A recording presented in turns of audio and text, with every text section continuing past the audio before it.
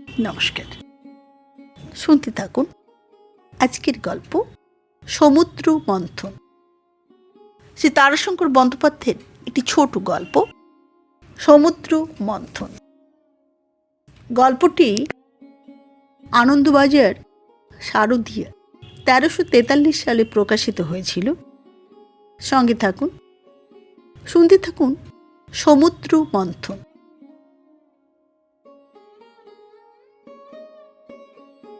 এই বৎসরের ঘটনা। ইংরেজি 1936 সাল, বাংলা 1343 সালের বৈশাখে সমস্ত দৈনিক কাগজের পৃষ্ঠায় পৃষ্ঠায় সম্পাদকীয় স্তম্ভে নিরন্ন দেশের বুভুক্ষিত নরনারীর হাহাকারের প্রতিধ্বনি ধ্বনিত হইয়া উঠিল। দেশে দুর্ভিক্ষ দেখা দিয়েছে। বাংলা সন 1330 সাল হইতে ক্রমাগত প্রায় অনাবৃষ্টি হেতু অজন্মা হইয়া আসিতেছে। তাহার মধ্যে যেবার বৃষ্টি হইয়াছে সেবার হইয়াছে বন্যা।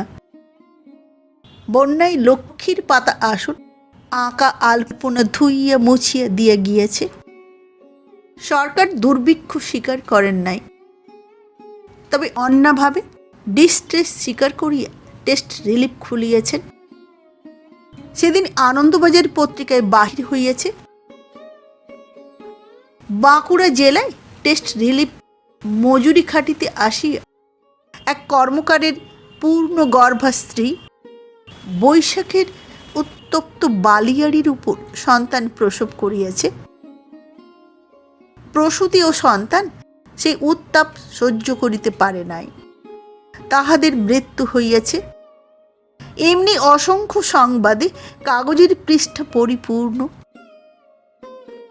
শিহরিয়া উঠিয়া উমানাথ বাবু কাগজখানা ফেলিয়ে দিয়া একটা দীর্ঘ নিঃশ্বাস ফেলিলেন।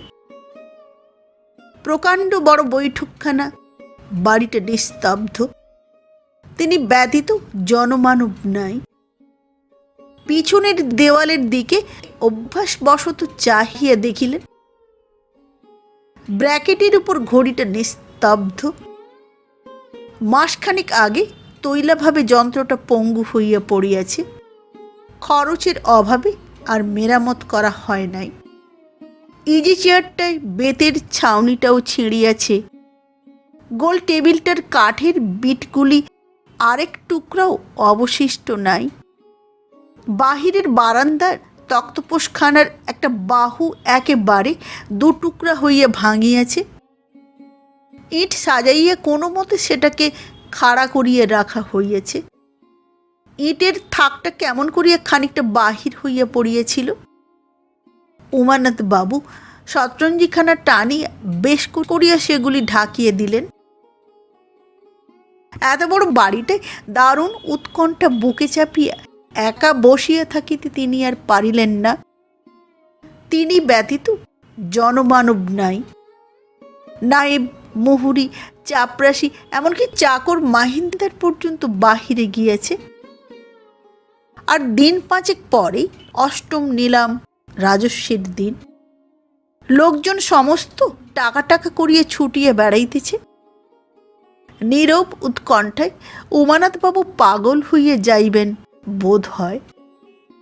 চেষ্টার ফল যাহা হইবে সে এইরূপ জানাইয়াছে, তবু চেষ্টার বিরাম নাই।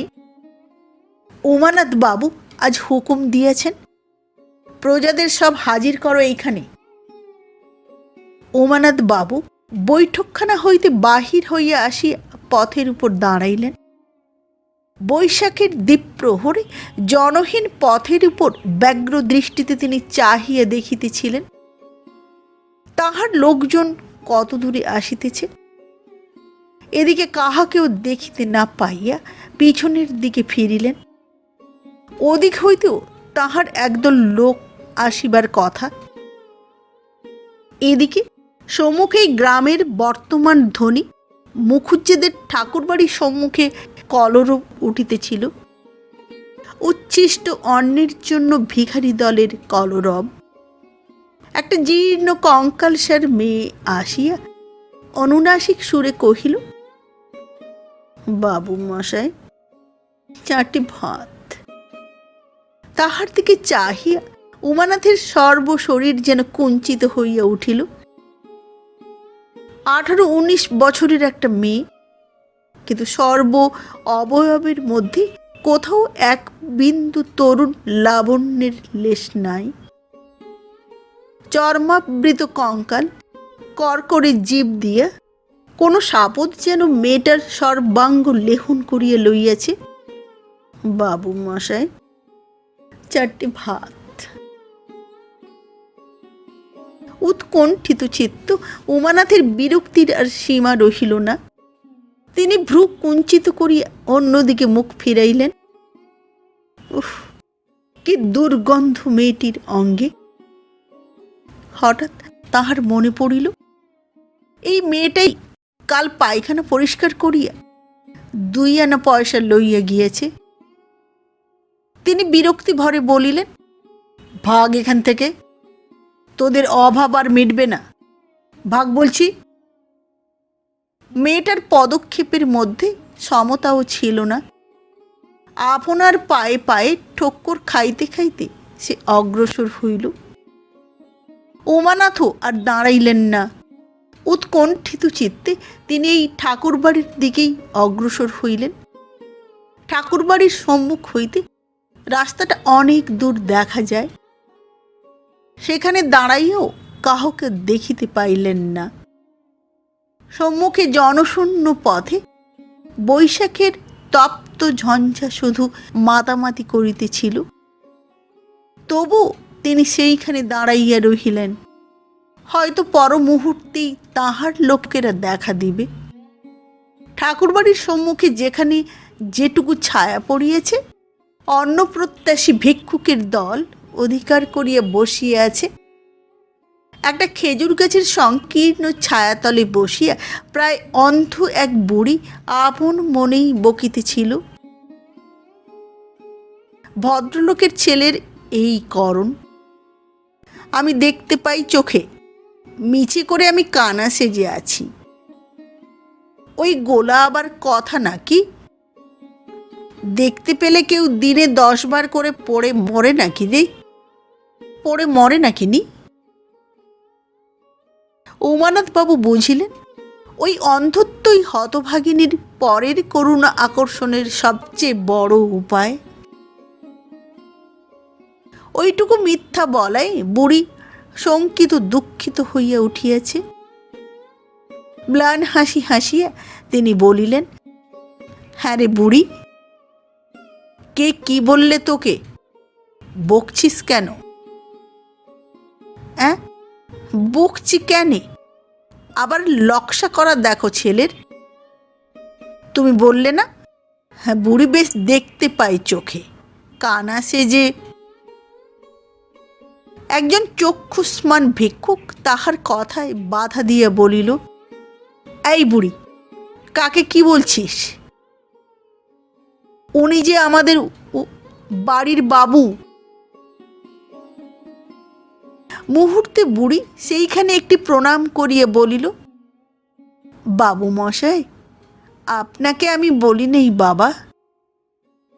কানা মানুষ, মানুষ তো চিনতে লারি। আপনাকে আমি বলি নাই বাবা।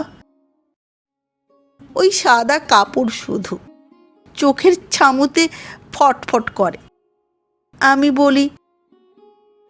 উমানাথ কহিলেন, না রে বুড়ি, আমি কিছু মনে করি নাই। বুড়ি সঙ্গে সঙ্গে হাত জোড়ো করিয়া বলিল, তবে একখানি পুরাতন কাপড় দিও মশাই কানাকে। ধর্ম হবে আপনকার, দিও মশাই কানাকে। ম্লান হাসি হাসিয়া উমানাথ বলিলেন, আচ্ছা। পর মুহূর্তে চারিদিক হইতে রব উঠিল, আমাকে মশাই, আমাকে মশাই, আমাকে, বাবু মশাই, আমাকে। যাহারা বসিয়াছিল তাহারা উঠিয়া দাঁড়াইল। সেদিকে চাহিয়া উমানাথ শিহরিয়া উঠিলেন। মুহূর্তে তাহার মনে পড়িয়া গেল, মা যা হইয়াছেন প্রায় বিবস্ত্রা।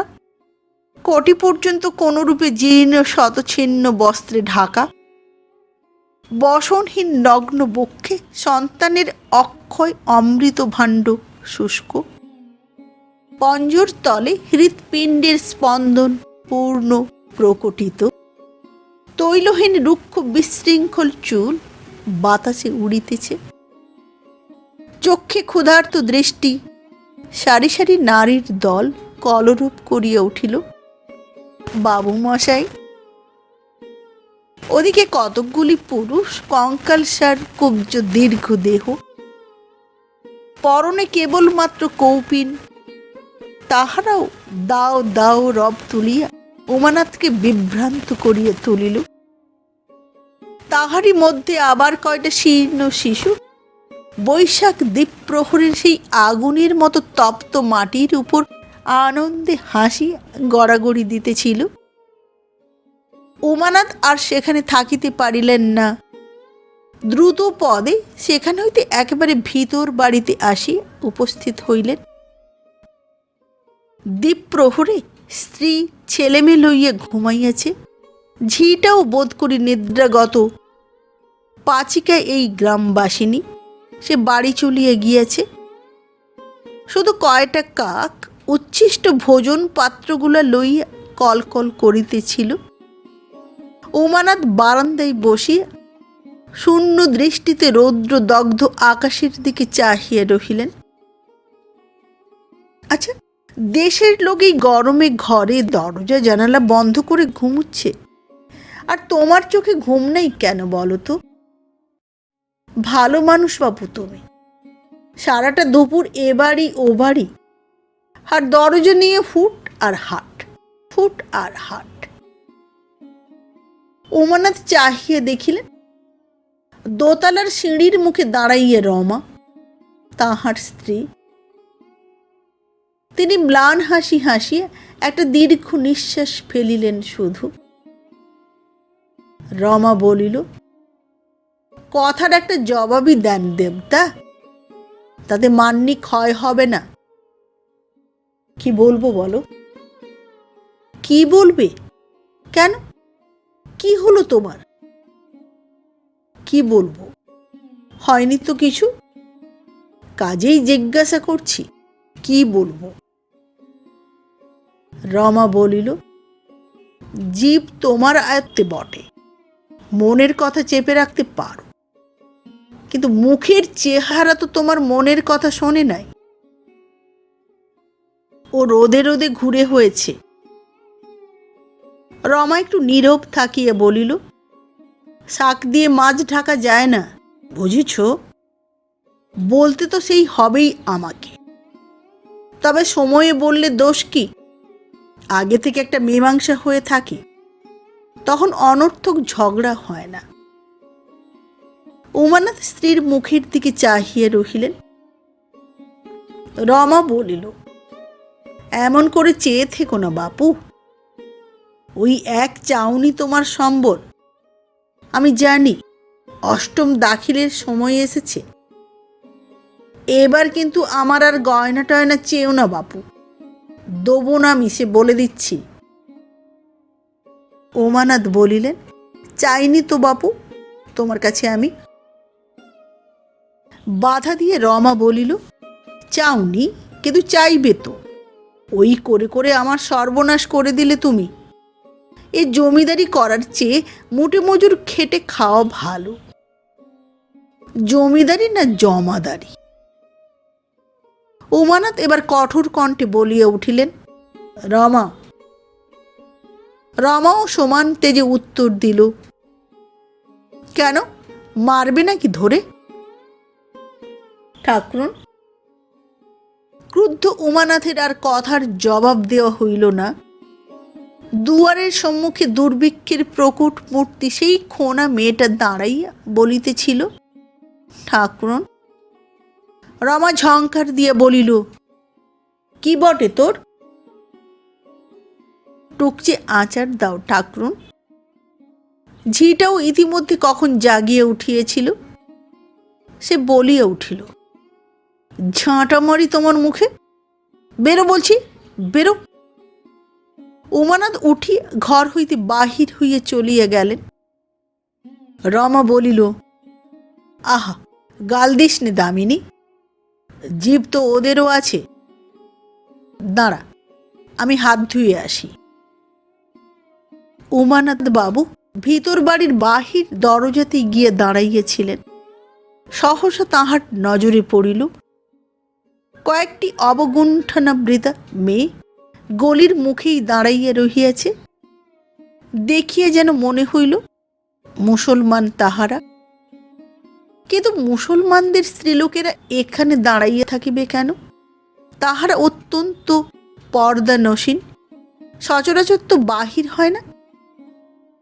তিনি ইতস্তত করিতেছিলেন, এমন সময় একটি বৃদ্ধা অগ্রসর হইয়া আসিয়া বলিল, বাপ।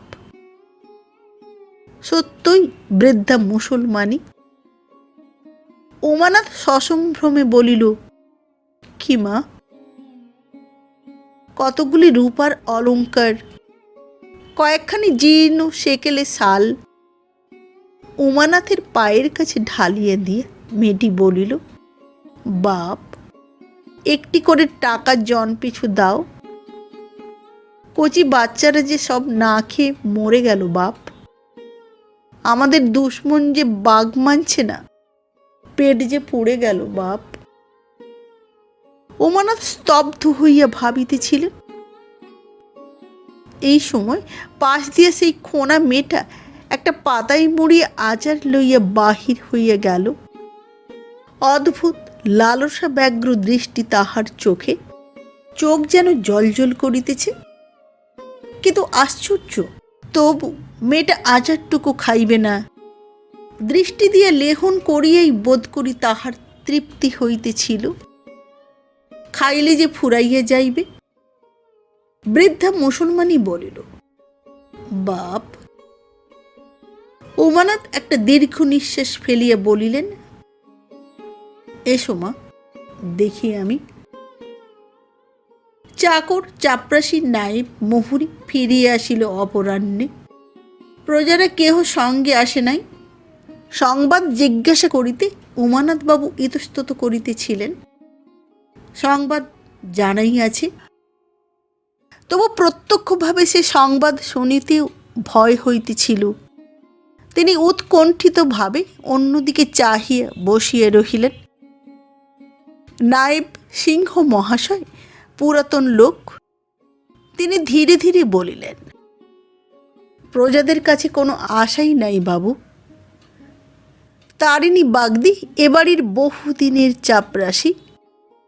সে বলিয়া উঠিল, এক ব্যাটারও যে দেখা পেলাম না নায়েব বাবু, নইলে দেখতাম সব কেমন না আসে। নায়েব বলিল, তাদেরও তো ইজ্জতের ভয় আছে তারিণী, ভয়ে তারা দেখা করলে না।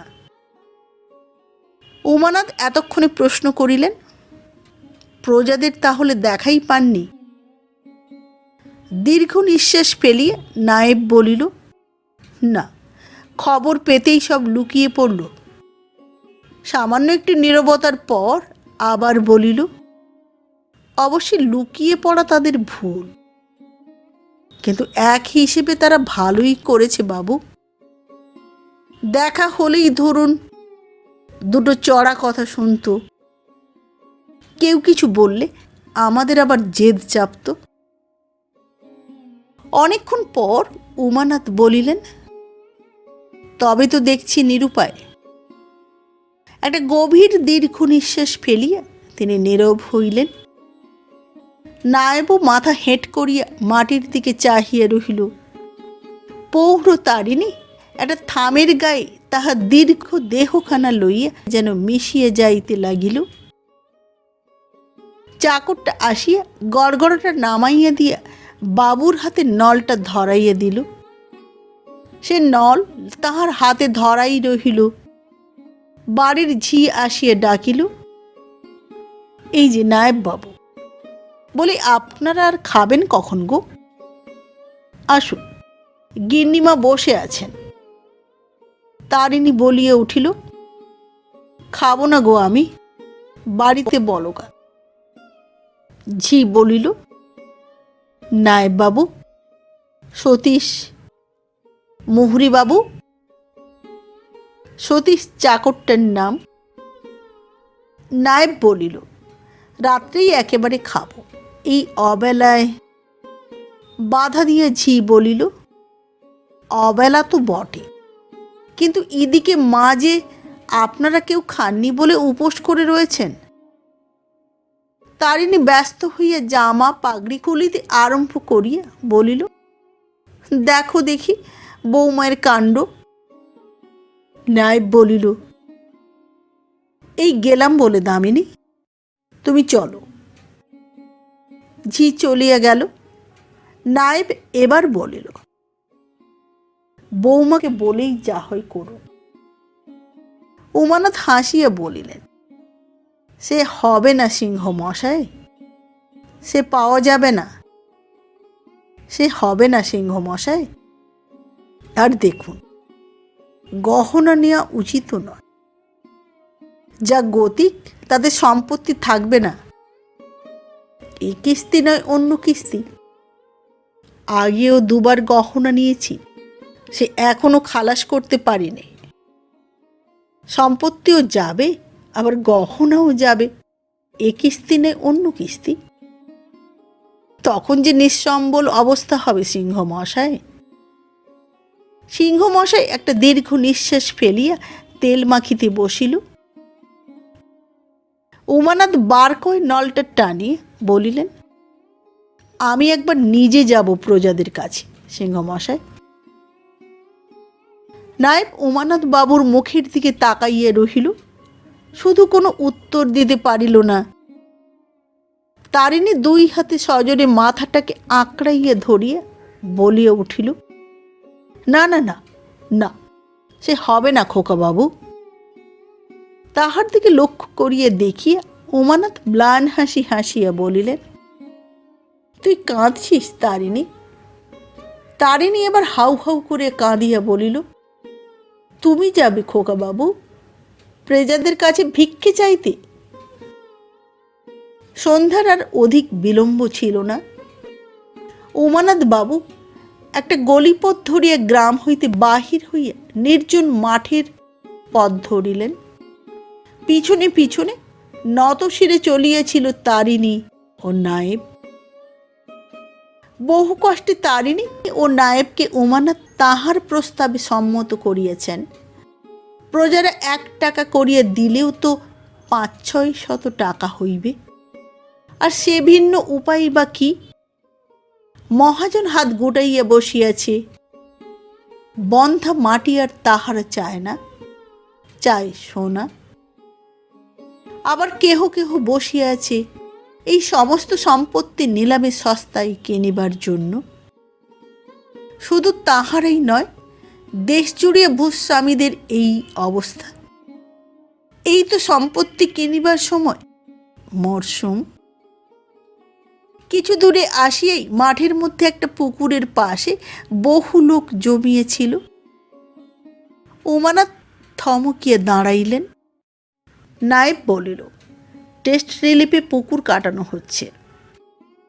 কয়জন মজুর ক্লান্ত দেহে যেন টলিতে টলিতে এই দিকেই আসিতেছিল। উমানাথ পথ ছাড়িয়া আলপথ ধরিলেন, কিন্তু তাহাতেও নিষ্কৃতি ছিল না। মজুরের দল সন্ধ্যার মুখে পথ বাছে না, তাহারা খোঁজে গৃহ। বৈশাখের ধুধু করা মাঠের উপর দিয়া চারিদিকে ছড়াইয়া পড়িতেছিল। জন কয়েক লোক উমানাথের সম্মুখে আসিয়া লজ্জায় মাথা নিচু করিয়া পিছন ফিরিয়া দাঁড়াইল। উমানাথ তবু তাহাদের চিনিলেন। চাষি গৃহস্থ তাহারা, দিনমজুরি কোনো পুরুষে তাহাদের খাটে নাই। দ্রুত বেগে তিনি তাহাদের অতিক্রম করিয়া চলিয়া গেলেন, কিন্তু তবু পিছনের দীর্ঘশ্বাস তাহার কানে আসিয়া পৌঁছিল। অদূরে আরেক দল চলিয়াছে। তাহাদের একজনই বলিতেছিল, মোটে 6টা পয়সা রে। একজন বলিল, মজাতে আছে বাবুরা রে, খেয়ে ধেয়ে জামা ফটফটিয়ে বেড়াচ্ছে। সঙ্গে সঙ্গে তারিণী ফিরিয়েছিল, কিন্তু উমানাথ বাবু কঠিন দৃষ্টিতে চাহিয়া তাহাকে বলিলেন, চুপ। তারিণী নত শিরে ফিরিল। মাঠের মধ্যে একটা বট গাছে চড়িয়া কে বট বিচি ও বট পাতা ভাঙিতেছিল। নিচে কয়টা উলঙ্গ শিশু সেই বট ফলগুলা গোগ্রাসে গিলিয়ে চলিয়াছে। পাশেই একটা অশ্বত্থ বৃক্ষ পত্র শূন্য হইয়া শুধু শাখা প্রশাখা মেলিয়া কঙ্কালের মতো দাঁড়াইয়া আছে। তারিণী বলিল, সাঁওতালারা পাকুড় পাতা শেষ করে এইবার পেটের জ্বালায় বট পাতা বট বিচি খেতে ধরলে সিং মশায়। উমানাথ আবার থমকিয়ে দাঁড়াইলেন। যতদূর দৃষ্টি যায় দগ্ধ ভূমি ধুধু করিতেছে। মাঠের মধ্যে গত বৎসরের ধানের গোড়ার চিহ্ন নাই, ঘাস নাই, জল নাই, মাটিতে যেন রসও নাই। এ যেন বসুন্ধরার রক্তহীন বিবর্ণ রোগগ্রস্ত দেহ।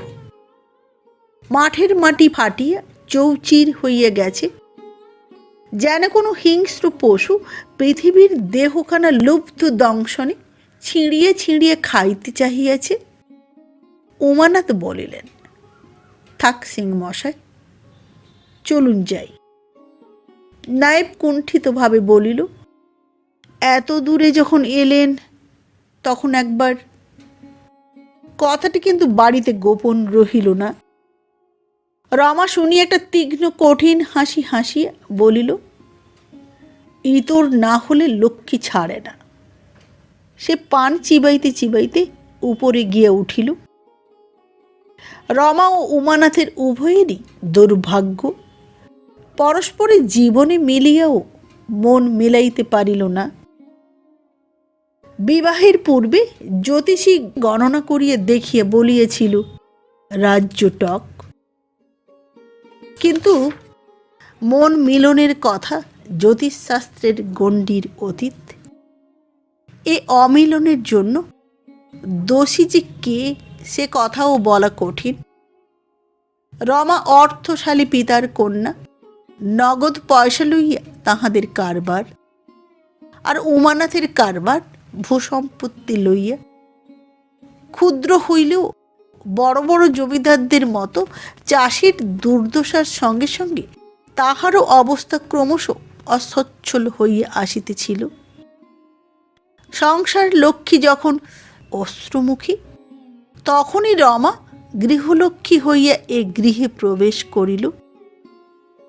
বিবাহের কিছুদিন পরই, তখনও বোধহয় 6 মাস হয় নাই, রমা একদিন আবিষ্কার করিল তাহার গয়নার বাক্সে একখানা গয়না কম পড়িতেছে। উমানাথ বুঝাইয়া বলিলেন, তোমাকে বলা হয়নি রমা, ওটি আমিই নিয়েছি। হঠাৎ টাকার দরকার পড়েছিল, আবার এই মাসখানেকের মধ্যেই ওটা তুমি ফিরে পাবে। রমা ভ্রু কুঞ্চিত করিয়া বলিয়াছিল, ও মা, এই তোমরা জমিদার, তোমাদের অবস্থা ভালো? ছি ছি, গহনা বন্ধক দিতে হয় তোমাদের। পরদিনই উমানাথ গয়নাখানি আনিয়া রমার হাতে ফিরাইয়া দিয়েছেন। রমা বলিয়াছিল, ও, রাগ করে আজই এনে দেওয়া হলো। এমন রাগও ভালো, বাঁচলাম আমি জিনিস ফিরে পেলাম। সেই দিন হইতে উভয়ের জীবনের মধ্যে যে দ্বন্দ্ব আরম্ভ হইল, তাহা শেষ হওয়া দূরের কথা, আজও কেবল বাড়িয়াই চলিয়াছে। উমানাথের দুর্ভাগ্য, ওই কথার পরেও আবার তাহাকে বহুবার অসময়ে রমার গহনা লইতে হইয়াছে। অবশ্য সেগুলি পুনরায় ফিরিয়া আসিয়াছে, কিন্তু সেই উপলক্ষে স্বামী ও স্ত্রী পরস্পরকে যে বাক্যবান আদান প্রদান করিয়াছে, তাহার ফেরে নাই। কথার দ্বন্দ্ব বিষময়ী লতার মতো দিন দিন পল্লবিনী হইয়া বাড়িয়া চলিয়াছে। সম্প্রতি সেই লতাই যেন ফুল দেখা দিয়েছে, তাহার বিষ গন্ধে সমস্ত সংসারটা এমন উগ্রভাবে ভরিয়া উঠিয়াছে যে শীতল শান্তির নিঃশ্বাস ফেলিবার কাহর উপায় নাই। আজ বৎসর খানেকের মধ্যে উমানাথবাবু রমার যে গহনাগুলি লইয়াছেন তাহা আজও ফিরাইয়া দিতে পারেন নাই। রমা অত্যন্ত উগ্র হইয়া উঠিয়া নিজের অবশিষ্ট গহনাগুলি নিজের কাছে রাখিয়া অবিরাম স্বামীকে বাক্যবাণে বিদ্ধ জর্জর করিয়া তুলিয়েছে। অভাবগ্রস্ত উমানাথকে দেখিলে ক্রোধে সে জ্বলিয়া উঠে। আজ স্বামীকে সম্মুখে না পাইয়া শূন্য গৃহে কথাগুলি বলিয়া তাহার পরিতৃপ্তি হইল না। সে স্বামীর প্রতীক্ষায় নীরবে বসিয়া তীক্ষ্ণ তীক্ষ্ণ বাক্যবান আপন তুনির হইতে বাছিয়া বাছিয়া বাহির করিয়া সাজাইয়া রাখিল। উমানাথের গন্তব্য গ্রামখানি বেশি দূর নয়। সন্ধ্যার প্রাক্কালেই তাহারা গ্রাম প্রান্তে উপস্থিত হইলেন। নির্জন স্তব্ধ গ্রাম, মানুষের সাড়া পাওয়া যায় না।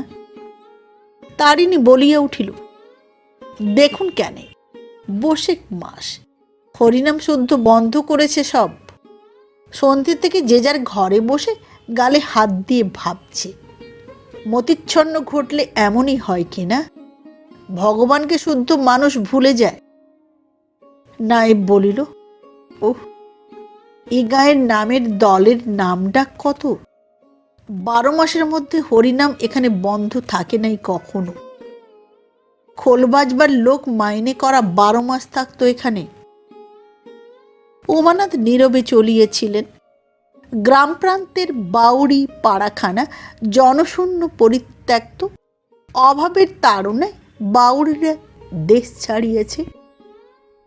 একটা লোক পরিত্যক্ত ঘরের জীর্ণ খড় পাড়িয়া আগুন জ্বালিয়া বসিয়েছিল। তারিণী প্রশ্ন করিল, এই কি করছিস তুই?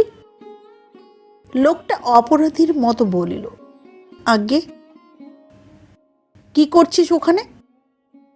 আগে পাখির ছানা পুড়িয়ে খাবো। উমানাথ দ্রুতপদে গ্রামের মধ্যে প্রবেশ করিলেন। আকাশে চাঁদ উঠিয়েছে, তবুও গাছের ছায়ায় জনহীন পল্লীপথ অন্ধকার। উমানাথ দ্রুতপদে গ্রামের মধ্যে প্রবেশ করিলেন। পথের পাশে সব ঘরে আলোকের রেখা দেখা যায় না। মধ্যে মধ্যে 2-1টা পথচারী কুকুর একাধবার চিৎকার করিয়া ক্ষান্ত হইতেছিল। একখানি বাড়ির সম্মুখে আসিয়া তারিণী ডাক দিল, মোড়ল, বড় মোড়ল। উত্তর আসিল, কে? আমি তারিণী, জলদি বেরিয়ে এসো দেখি, জলদি, দেরি করো না।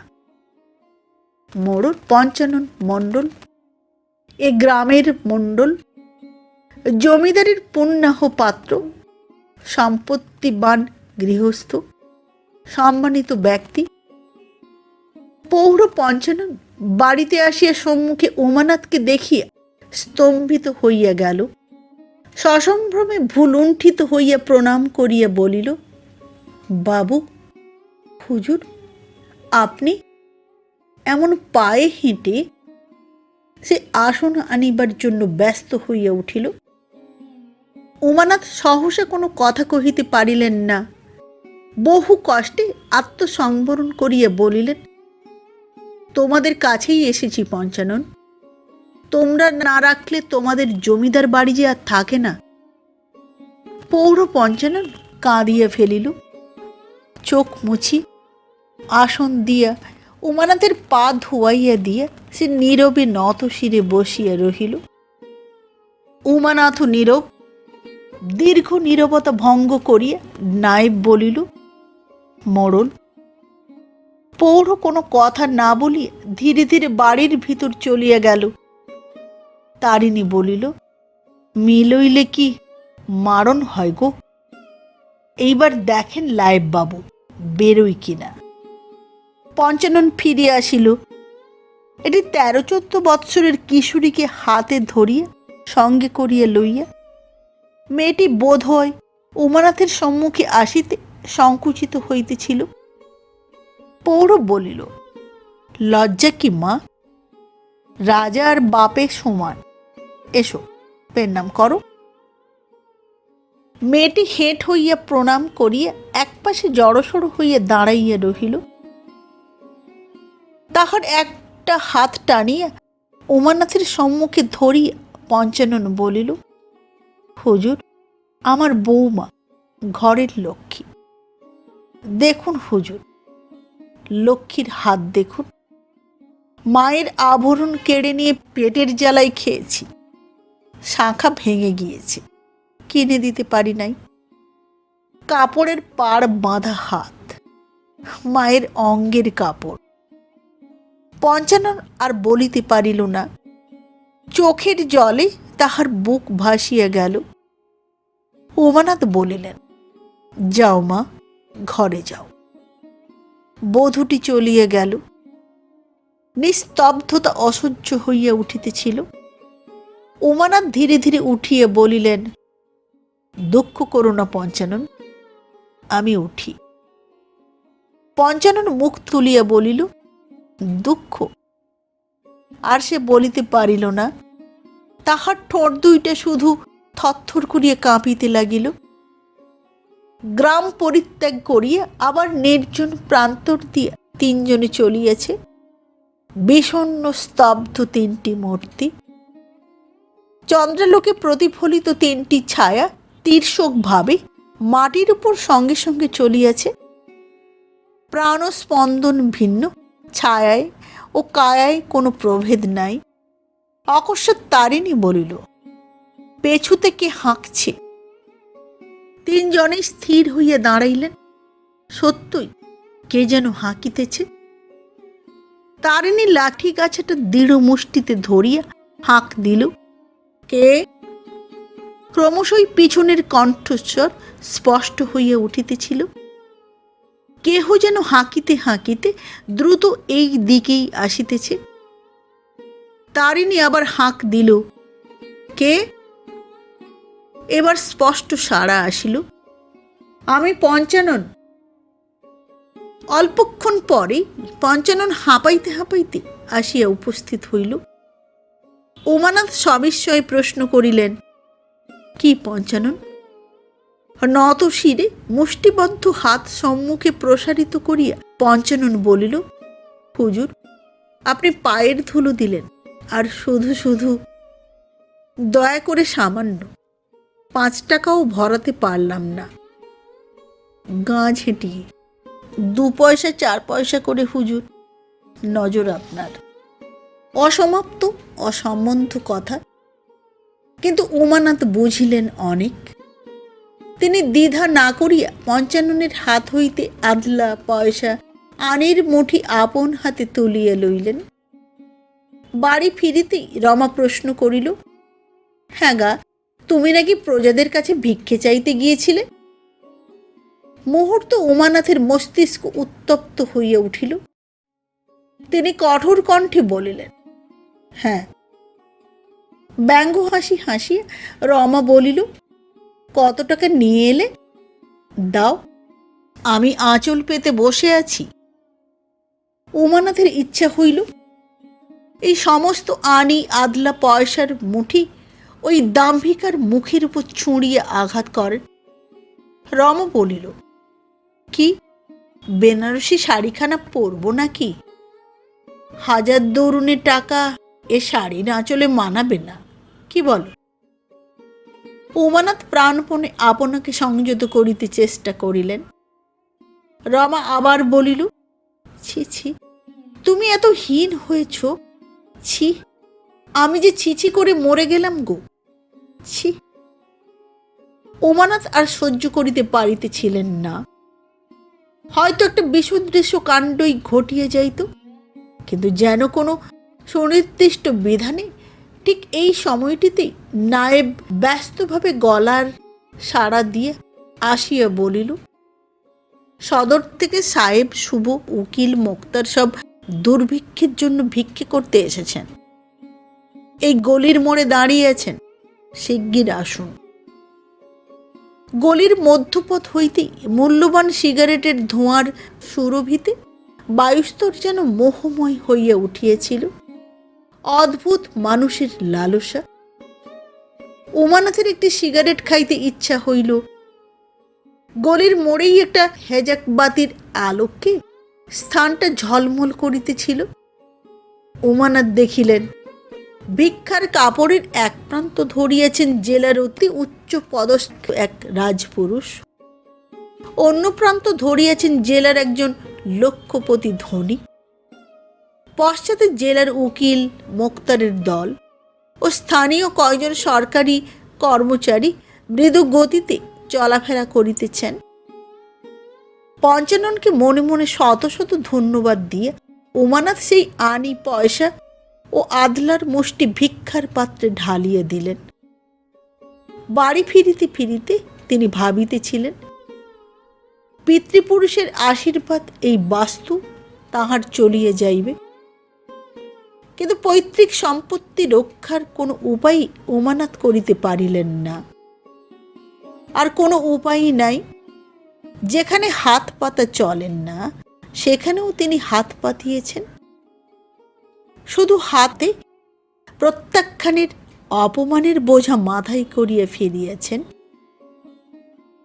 নায়েব বলিল, বৌমাকেই বলুন, সে ছাড়া আর উপায় নাই। উমানাথ নীরব রহিলেন। নায়েব আবার বলিল, আর ধরুন সময়ও নাই, মাঝে কেবল কালকের দিনটি। তারিণী উপর হইয়া বসিয়া মাথা হেঁট করিয়া নিরর্থক একটা পাতাকে কুটি কুটি করিয়া ছিঁড়িতেছিল। তাহার একটি ছোট নাতি কোলের কাছে বসিয়া খেলা করিতেছিল। সহসা সে ডাকিল, দাদা। ঠাস করিয়া তাহার গালে একটা চড় বসাইয়া দিয়ে তারিণী বলিল, বেরো বলছি হতভাগা ছেলে। উমানাথ বলিলেন, আহ, ওকে মারিস কেন তারিণী? ও তো কিছু করে নাই তোর। তারিণী বলিল, আজ্ঞে না, ভারী অপয়া ছেলে হতভাগা। উফ, যে বছরে জন্মেছে সেই বছর থেকেই দেশে আকারা লেগেছে। উমানাথ ধীরে ধীরে উঠিয়া চলিয়া গেলেন। পথে সেই কানা বুড়ি চলিয়াছিল।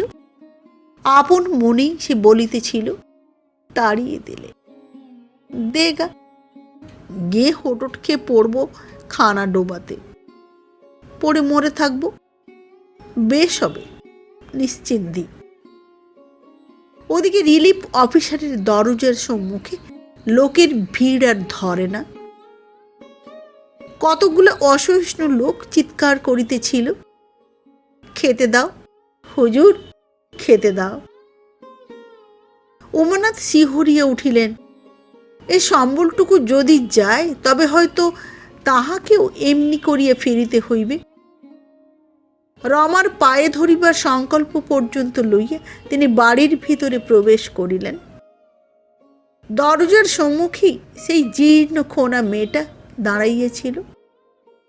রমা তাহারই আঁচলে কতকগুলো মুড়ি ঢালিয়ে দিয়া বলিল, নিয়ে যেতে তোকে আমি দেবো না, বসে খা তুই এখানে। যা দেবো বেঁধে নিয়ে যাওয়া তোর এক স্বভাব। আচ্ছা, কাল যে তোকে একখানা পরিষ্কার কাপড় দিলাম আমি, পরিস নাই কেন? মেয়েটা বলিল, রেখে দিয়েছি ঠাকুরন। বলিতে বলিতে মুড়ি কয়টা আঁচলে বাঁধিয়া মেয়েটা পলাইয়া গেল। রমা বলিল, আর ওকে বাড়ি ঢুকতে দিবি নে তো দামিনী, হারামজাদি ভারী চালাক, জোগানো ওর একটা ব্যাধি। উমানাথ বলিলেন, শোনো, একবার ওপরে এসো তো। মুখের দিকে চাহিয়া রমা বলিল, কেন? কথা আছে। কথা তো গয়না, আর গয়না আমি দেবো না, দেবো না, দেবো না হলো তো। সে তুমি রাগই করো আর তাড়িয়েই দাও আমাকে। দেখো রমা, না না না, ওসব মিষ্টি কথা গরজের সময় সবাই বলে, ওতে আমি আর ভুলছি না। তাতে তোমার বিষয় থাক আর যাক। উমানাথের পায়ে ধরিয়া মিনতি করার সংকল্প কোথায় চলিয়া গেল। পরিবর্তে ক্ষোভে ক্রোধে আত্মহত্যা করিবার ইচ্ছা জাগিয়া উঠিল। রমা তাহার মুখের দিকে চাহিয়া বলিয়া উঠিল, ওমা, চোখ লাল হয়েছে দেখো, গাঁজা টাঁজা খাও নাকি তুমি? বহু কষ্টে আত্মসংবরণ করিয়া উমানাথ বলিলেন, দামিনী, এক গ্লাস জল দে তো। রাত্রি ধীরে ধীরে গভীর হইয়া আসিতেছিল। উমানাথ বিনিদ্র নয়নে অস্থির পদে শয়নকক্ষের মধ্যে ঘুরিয়া বেড়াইতেছিলেন। মনের সঙ্গে যুদ্ধ করিয়াও পিতৃপুরুষের সম্পত্তির মমতা তিনি ত্যাগ করিতে পারেন নাই। মনে মনে সংকল্প করিয়াছেন, রমা রাত্রে ঘুমাইলে তাহার চাবি খুলিয়া লইয়া গহনা বাহির করিয়া লইবেন। হোক চৌর্যবৃত্তি, হোক অপরাধ, নিঃস্ব ভিখারি হওয়ার অপেক্ষা সে পাপ সহস্র গুণে বরণীয়। রমা শিওরে আলো রাখিয়া একখানা বই পড়িতেছিল। ধীরে ধীরে একসময় রমার হাত হইতে বইখানা বুকের উপর খসিয়া পড়িয়া গেল। উমানাথ পাখাখানা লইয়া রমার অঙ্গে বাতাস দিতে আরম্ভ করিলেন। রমার নিদ্রা ধীরে ধীরে গাঢ় হইয়া আসিতেছে। সহসা উমানাথ চমকিয়া উঠিলেন। নিচে কিসের একটা শব্দ উঠিল যেন, ঝুনঝুন, হুট হুট। কেহ কি দরজা খুলিতেছে? উমানাথ উৎকর্ণ হইয়া শনিবার চেষ্টা করিলেন। ছাগলের ছানাটা ও ধাড়িটা চিৎকার করিতেছে, কেমন যেন আর্ত চিৎকার। রুগ্ন শিশুপুত্রের জন্য একটা ছাগল বাড়িতে আছে, চিৎকার বাড়িতে ছিল, সঙ্গে সঙ্গে কেমন হুটপাট শব্দও উঠিতেছে যেন। উমানাথ হাতের পাখাখানা রাখিয়া দিলেন। দেওয়ালে ঝুলানো তলোয়ারখানা ও টর্চটা হাতে লইয়া ধীরে ধীরে ঘরের দরজা খুলিয়া নিচে নামিয়া গেলেন। দুর্ভাগ্যের কথা, তারিণী আজ বাড়িতে নাই, দূরবর্তী এক মহলে কাজে গিয়াছে। উমানাথ বাবু অন্ধকারের মধ্যেই বেশ লক্ষ্য করিয়া দেখিলেন নিচের তলায় কেহ নাই। শব্দটা আসিতেছে যেন পাশেরই খিড়কির দিকের ছোট একটা মহল হইতে। নিঃশব্দে উভয় মহলের মধ্যবর্তী দরজার নিকট আসিয়া বুঝিলেন শব্দের উৎপত্তি স্থল এই বটে। সন্তর্পণে দরজাটা খুলিয়া ক্ষিপ্র গতিতে ভিতরে প্রবেশ করিয়া দেখিলেন একটা মানুষ কি যেন আয়ত্ত করিবার চেষ্টা করিতেছে। আর একটু লক্ষ্য করিয়াই বুঝিলেন লোকটা প্রাণপণে ছাগলছানাটাকে আয়ত্ত করিবার চেষ্টা করিতেছে, কিন্তু পারিতেছে না। টর্চটা জ্বালিয়া তলোয়ারখানা উদ্যত করিয়া উমানাথ বলিলেন, কে? চোর মুখ তুলিয়া চাহিয়া সভয় একটা আনুনাসিক আর্তনাদ করিয়া উঠিল। উমানাথ বিস্মিত হইয়া গেলেন। হি কি, সেই জীর্ণ খোনা মেয়েটা! অল্প নত হইয়া ভালো করিয়া দেখিতে গিয়া দেখিলেন, হ্যাঁ, সেই বটে, কিন্তু মেয়েটা যে ভয়ে মূর্ছিত হইয়া পড়িয়াছে। তাহার কবলমুক্ত ছাগলছানাটা মুহূর্তে লাফ দিয়া মায়ের বুকের তলায় ঢুকিয়া আশ্বাসের শব্দ করিয়া উঠিল। উমানাথ বাবু তাড়াতাড়ি জলের জন্য বাড়ির দিকে ফিরিলেন। দেখিলেন পিছনে বিবর্ণ মুখে দাঁড়াইয়া রমা। সে কখন উঠিয়া আসিয়াছে। উমানাথ বলিলেন, শিগগির জল আনো তো রমা, মেয়েটা মূর্ছা গেছে।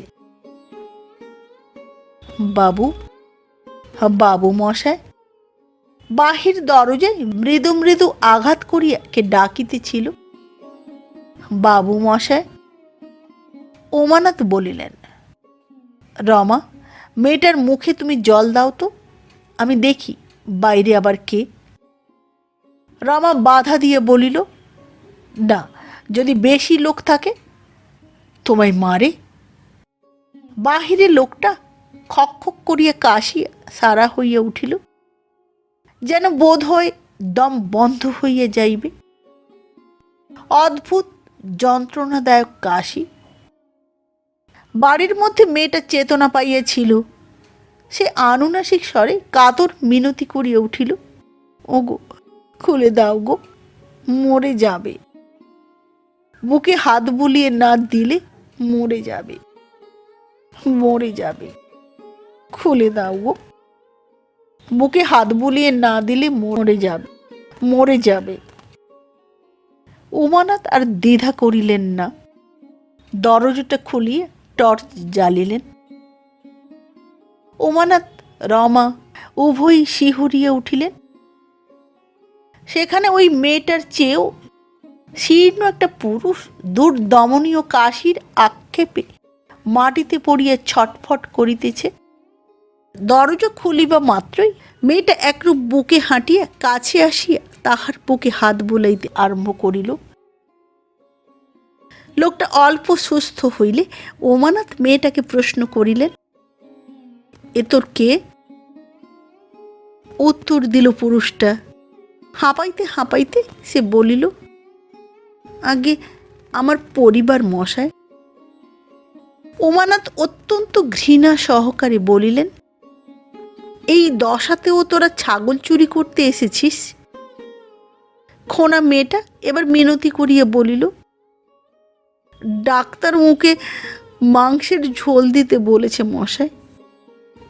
এবার উমানাথ বিস্মিত হইয়া গেলেন।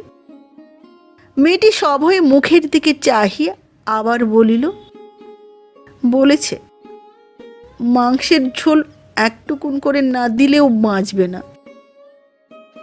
পুরুষটা বলিল, 50 বার বারণ করলাম মশাই, তো শুনলে না। আমাকে এইখানে রেখে ওই নর্দমা দিয়ে ঢুকে সে হাঁপাইতে লাগিল। হাঁপাইতে হাঁপাইতে আবার বলিল, বলে বাঁচবি কি করে? ওরে, আমাদের মরণ ভালো। সে আর বলিতে পারিল না। হাঁপড়ের মতো হাঁপাইতে আরম্ভ করিল। তাড়াতাড়ি তাহার বুকে হাত বুলাইয়া খোনা বলিল, এই দেখ, মরণ মরণ করিস না বলছি, ভালো হবে না। মেয়েটা যেন স্থান কাল সব ভুলিয়ে গিয়েছে। উমানাথ অবাক হইয়া শুনিতেছিলেন, দেখিতেছিলেন। দম লইয়া পুরুষটা আবার বলিল, বাবুদের পায়খানা সাফ করে মাগি, পয়সা নিয়ে ওষুধ এনে আমার লাঞ্ছনার আর বাকি রাখছে না মশাই। ওষুধ না খেলে ধরে মারে আমাকে। যা ভিক্ষে করে আনবে, মুড়ি ভাত আচার সব জোর করে আমাকে খাওয়াবে মশাই। না খেয়ে খেয়ে মাগির দশা দেখেন কেন? সে আবার খক খক করিয়া কাশিয়া উঠিল। রমা এই সময় বলিয়া উঠিল, আমার দেয়া কাপড়খানা ওকে পরিয়েছে। মেয়েটা মিনতি করিয়া বলিল, রোগা মানুষ ঠাকুর, তাতেই। সে কাতর দৃষ্টিতে রমার দিকে চাহিয়া রহিল। পুরুষটা মিনতি করিয়া বলিল, বাবু মশাই, ওকে মারেন না মশাই, পায়ে পড়ি আপনকার। উমানাথের মনশ্চক্ষুর সম্মুখে পৃথিবীর রূপ দ্রুত পরিবর্তিত হইতেছিল। উমানাথ খাটে বসিয়া ওই নরনারী দুইটির কথাই ভাবিতেছিল। রমা এখনো নিচে রহিয়াছে। বোধ করি ঘরের তালা চাবিগুলি ঠিক আছে কিনা দেখিতেছে। অকস্মাৎ একটা কঠিন শব্দে চকিত হইয়া দেখিলেন তাহার পায়ের তলায় রমা। সে একটি টাকার তোড়া নামাইয়া দিতেছে। তিনি সস্নেহে রমার হাত ধরিয়ে তুলিলেন। রমা তাহার বুকের মধ্যে মুখ গুঁজিয়ে ফোঁপাইয়া কাঁদিয়া উঠিল এবং সেই অবস্থায় থাকিতে থাকিতে রমা বলিল, এর আগে কেন দিলাম না আমি? আমি যে কদিন থেকে টাকার জোগাড় করে রেখেছি গো, তুমি একবার ভালো করে আমার কাছে ছোট হয়ে চাইলে না কেন? উমানাথ পরম স্নেহে তাহার মাথায় হাত বুলাইয়া দিলেন শুধু। কিন্তু জীবনের এই প্রথম নিবিড়তম মিলনের গভীর প্রশান্তি বাহিরের বাহু বন্ধনের মধ্যে অধিকক্ষণ স্থায়ী হইতে পারিল না। সেই গভীর রাত্রেও কে কাতর স্বরে চিৎকার করিতেছিল, চারটি ভাত দাও গো, চারটি ভাত দাও, চারটি ভাত। রমা বলিল, ছাড়ো তো দেখি কে। আবার শিশুকণ্ঠের কাতর স্বর, চারটি ভাত দাও গো। উমানাথ জানালা দিয়ে দেখিলেন কঙ্কালসার একটি মেয়ে, তাহার হাত ধরিয়ে তেমনি একটি ছেলে। এই গভীর রাত্রে উদরের জ্বালায় তাহাদের নিদ্রা আসে নাই। পথে পথে চিৎকার করিয়া ফিরিতেছে, চারটি ভাত দাও গো, চারটি ভাত, চারটি ভাত দাও গো। নমস্কার। সমুদ্র মন্থন গল্পটি পাঠ করে শোনালাম। আবার দেখা হবে আগামী পর্বে একটি নতুন গল্প নিয়ে। আজকের মতো নমস্কার।